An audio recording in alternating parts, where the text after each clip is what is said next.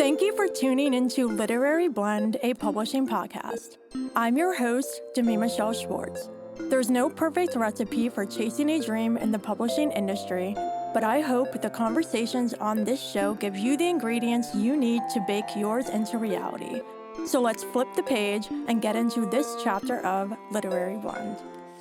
Hi friends, welcome back to Literary Blend. Today's chapter is called A Conversation on AI from the Agent Perspective. And joining me on the show to cover this important topic is Katrina Lemaire. Hi Katrina. Hi, thank you so much for having me. I'm so excited to have you. How are you doing today? Very good. How about you? I'm doing fantastic. I'm super excited to chat about this important topic. But before we do that, I would love for you to share a little about yourself and your journey in publishing so far. Of course. I am a literary agent apprentice at Corvusero Literary Agency. I am currently acquiring fantasy, speculative, uncanny, and anything that's horror and crossover.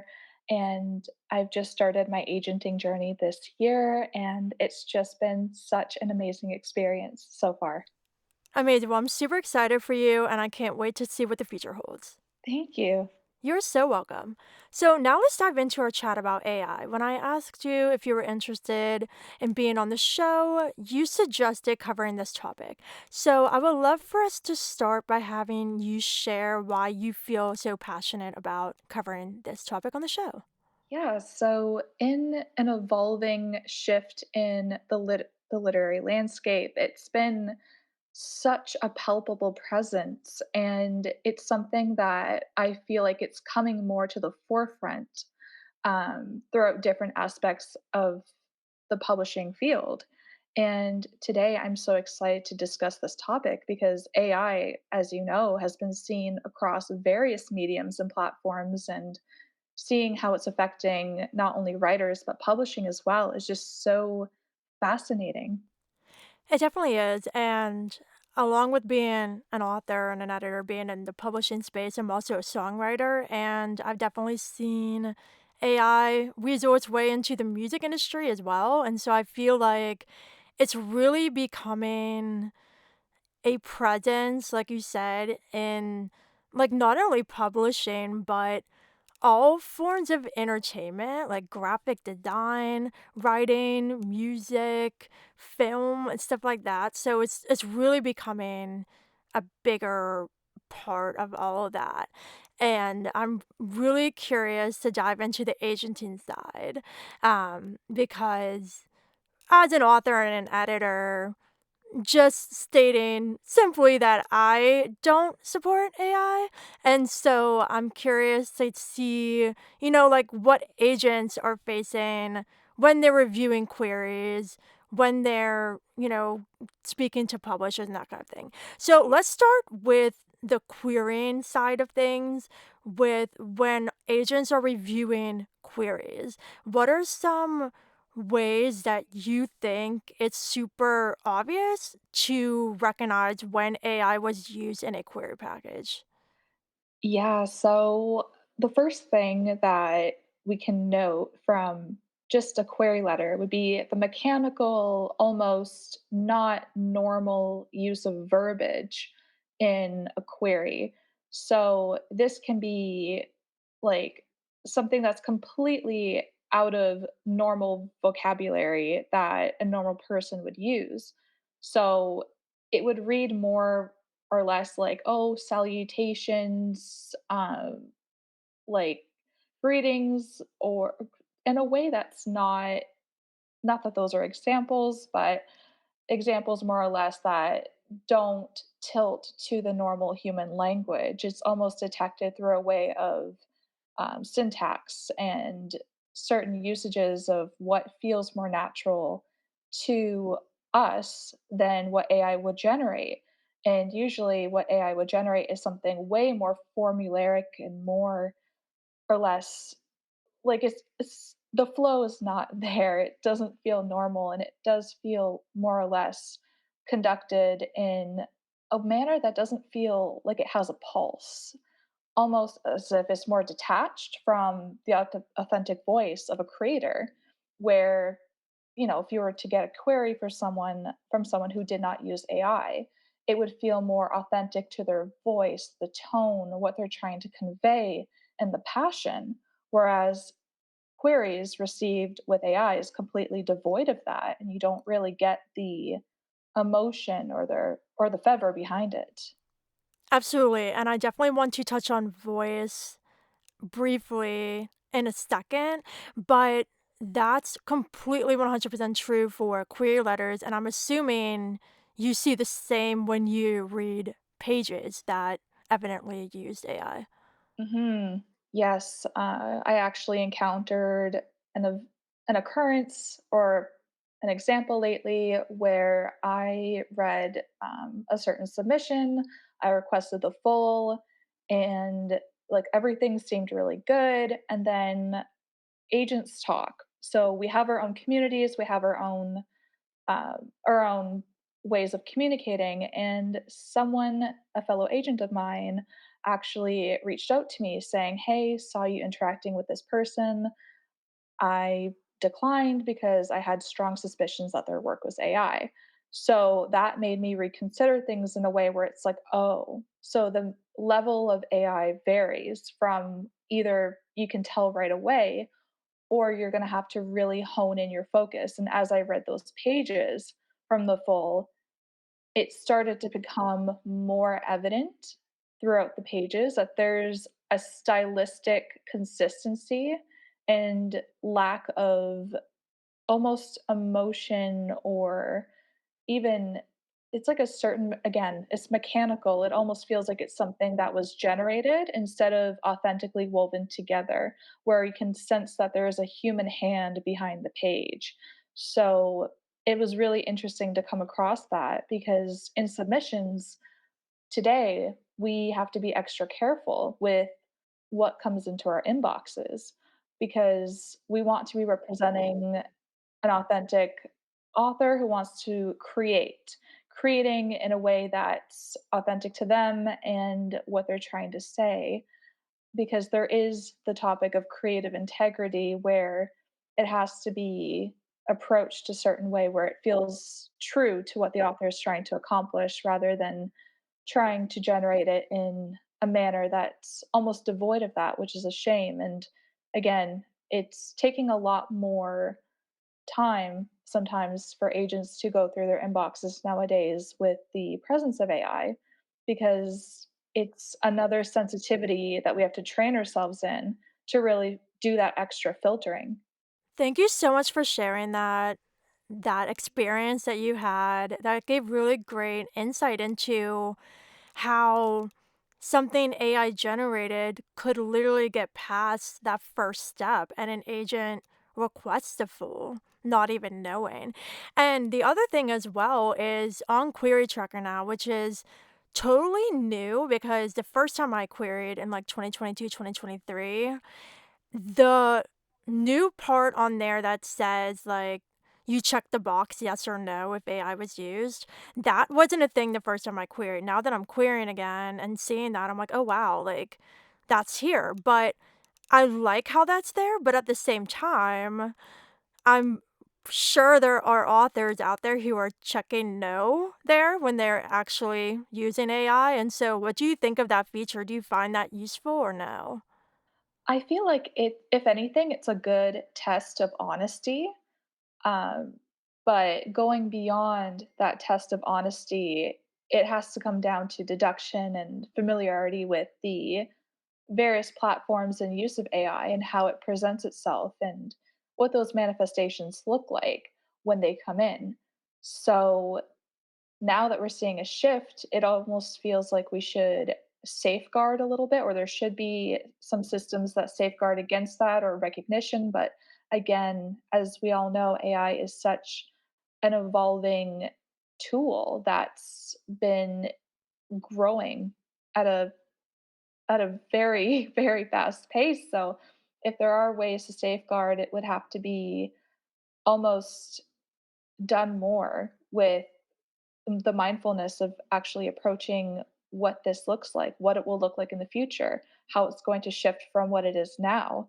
So, right now, the best way we can detect AI is through just sheer vigilance and to recognize those patterns when they arise. Again, great thoughts. I love how you mentioned that feature on there, checking the box is a test of honesty because it absolutely is. And now I want to briefly tie back to voice. And this is interesting because AI does have a voice. We all have voices. And when agents are reading submissions, when editors are reading submissions, every agent friend of mine or like every agent I've talked to or editor is like, voice is the number one thing. That's what hooks you. If a reader isn't invested in the voice, if they're not connecting to that character, and you mentioned the emotion too, if they're not having that human connection to that character, they're not going to want to request, they're not going to want to read more. And I feel as authors, it's so special that we're all original. We all have our own voices, and we should use those, not the voice of AI that's not original, it's not full of emotion because it's not human. And so I really do agree with you that that core element of authenticity and the voice and emotion is really what can set it apart. If you're reading something and yeah, the language for sure, like you can tell the rhythmic, robotic almost quality of the sentence structure, like that can really stand out. But if there's no connection, if you're not feeling an authentic human voice behind this, that's a very clear indication that it was likely used with AI. Exactly. And it almost poses the question that even though right now it can be detected and, you know, it's constantly evolving, right now we're connecting with voice, we're connecting with you like humans, but later on down the line, it's almost going to be a question of what are we connecting to? Is it going to be a person or is it going to be an advanced version of AI? Which is to me a terrifying thought where one day you would open a book and it says written by a real human, where there's that fear of evolution of AI as well and the creative space. How limited or how far will it evolve or go? Or it's just there's so many questions that definitely pertains to not only the literary landscape but beyond. But definitely with AI, it's important to keep in mind that yes, there are two sides to that coin, but to me personally, with my ethics and value and how I evaluate and connect to art is through human experience, through the human connected experience of being just around, just being in the world and sharing those experiences with other people and finding community and just that's what's really important. And again, AI is an interesting presence that almost challenges these interpretations of what makes art and how people feel connected to it. I seriously love everything you said. So many amazing thoughts. And tying into the whole idea of agents having to be more aware than ever and be just very tuned into what they're reading.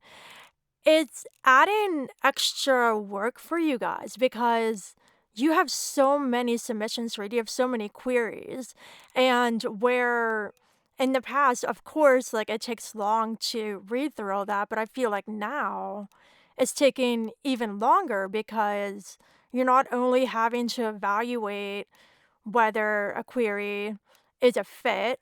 But if you get to the point of being interested in a premise and you're reading sample pages, you're also having to keep in the back of your head, was this humanly created or is this AI? And so it's another piece to this whole process that agents haven't really had to deal with before. Absolutely. And as I mentioned before, circling back to trust, it really goes back to that tether where you have to trust the author and what they're writing and what and how they're using their medium of writing. So from an agenting perspective, being extra dutiful when reviewing queries and sample pages, you almost have to go into it with this new this new part of your brain that's evaluating that extra, like you said, like that extra work that you have to put into really making sure that what you're reading is truly by a person and not generated by AI. So it's very interesting to examine these shifts and really trying to navigate what is truly written by an author and what is AI, because there are certain ones where it will mimic a certain style or voice of someone else. So again, being an avid reader can really help you detect those changes, those shifts, and overall, reading is the core of what we do as agents. So being able to really dive in and recognize these changes is very, very important to the process as well. Now that we've added AI to our world and our scope. For sure, absolutely. So, just to shift for this closing section of our chat, I wanted to really focus in on the opposite. The beauty of seeing a project go from an idea in an author's mind to the book on the shelf, and why authors should embrace that creative process. As both an author and a songwriter, I love the creative process. Is it hard? Absolutely. Sometimes I get stuck on my draft. Sometimes I feel completely overwhelmed by revisions. Sometimes I'm writing a song and the chorus just isn't working. But the beautiful thing about being an artist is you face those challenges and you overcome them. And the most rewarding thing as a creator is having the finished product, whether that's holding an anthology in my hands that features my short story or holding my album. It's showing me that I went through the whole creative process from idea to completion or publication, and I did all that without any assistance from a machine. I had assistance from my friends and from people in my life who I trust who embrace the creative process and want to help me along my journey. And so I think it's so beautiful looking at the publication of a book, going from that stage of the blood, sweat, and tears of writing the thing, and then getting an agent, and then working with your agent to edit it, and then putting on submission, getting that yes, then going through the process with your editor, and getting your cover and holding it in your hands. There's so many steps to that process that if you're actively engaging with the creative process, yes, it's hard. And maybe the easy way out is I'm just going to put this into AI and have it fix it for me. But what that takes away is the reward of looking at something you created and saying, I did that. I did that solely myself and with the help of trusted people in my corner and on my team, and I'm proud of it. So I'm curious what you have to add for that. Oh my gosh, there is nothing more beautiful, more almost validating about going through that creative journey with your work and your passion. And speaking from experience as a writer as well, there's truly nothing more just uplifting and beautiful than to finish a whole body of work that you've spent time working on and just bringing it to fruition. And it's truly nothing that's comparable to any other feeling than that. Truly it's truly a testament to endurance, passion, and dedication to the craft, to storytelling, to sharing with the world what is important and impactful, and just everything that you want to bring to the world that's authentic and true to you. And everything it's just it's an encapsulation, so to speak, of just the pure love and passion for craft and storytelling. Like, it's been a medium used for, oh my gosh, for eons, but it's truly the most rewarding experience to be a creative, to be someone who can create something out of nothing, to have the finished project of something you've been working on for forever, and being able to see it either in the shelves, in your hands, or just completely printed and put in a binder. Like, it's those moments again that truly speak to who you are, the work you've done, and the dedication that you've put into something that you've truly created all on your own. What a perfect note to end on for this chat. It was an honor covering this with you. This conversation could not have gone better. Thank you so much for joining me. And I have a fun question to wrap up. This is the plot twist of the show where I get to ask you a fun question you could have never seen coming, and it's going to put a super fun twist on AI. Are you ready? Yes, I'm ready. Amazing. So, if you could make AI stand for something other than artificial intelligence that's very positive for the writing community, what would it be? Oh my gosh. No, my brain was not ready for this. Oh my gosh, if I had to stand for anything? Yeah. Oh my gosh, wait, this is so Oh my gosh, wait. I don't know why, but my brain came up with, like, alpacas, and do I even stick with alpacas? I don't know, I'm panicking now, I don't know. Okay, wait, wait. Oh my gosh, I have to answer this, there's so much pressure. Oh my gosh, what do I do? What do I say? AI, if I had to stand for anything. Oh my gosh. I don't do well under pressure. Hold on. Okay, Alpaca Inc. or, um, Alpacas Incorporated. Love it. I don't know. That's really tough. That's always fun. Everyone always completely stalls, and it's really funny. Oh, yeah, that's the biggest plot twist I've ever gotten. Oh my gosh. I don't I'm still stuck on it, and I feel like I'm gonna be stuck on this for the rest of the day. I'll play along too. I was just thinking when you were answering authenticity infinity. Oh my gosh, let's go with that. Authenticity, infinity, let's go all the way. I'm in support of that 100%. Instead of like alpaca ink, what is that? Like, where did that come from? Everyone, it is authentic. Oh my gosh, I can't even Or say it now. authentic. Let's do Authenticity, how about authentic infinity? Let's do that. Authentic infinity.